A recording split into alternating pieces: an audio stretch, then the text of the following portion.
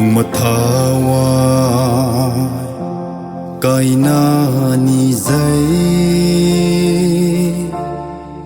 Ishor nangi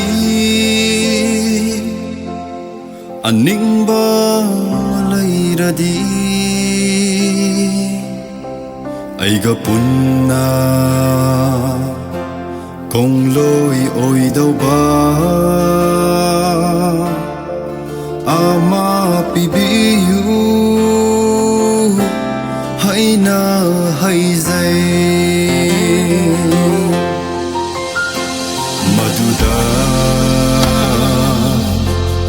Ishor mana aigi mangda lepa nupi se ai hagi oina pibile ngam khai leitre harau bana o Ishor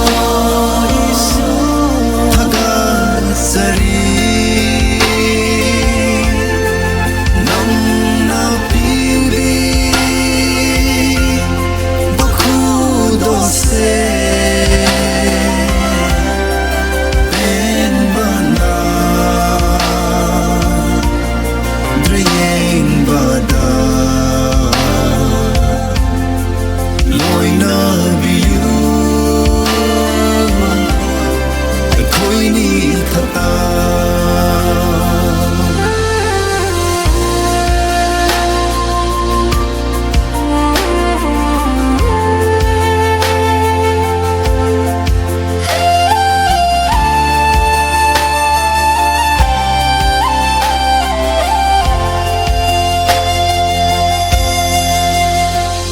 Inembo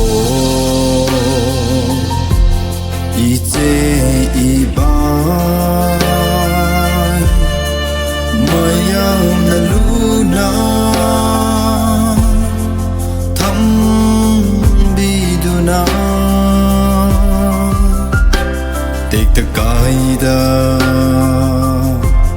na aigi khuda bire na cha ai haki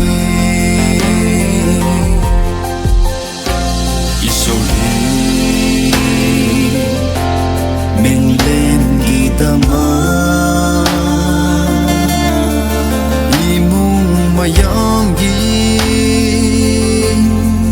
min cha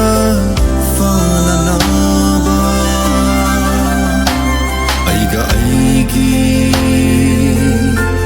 loina bisisu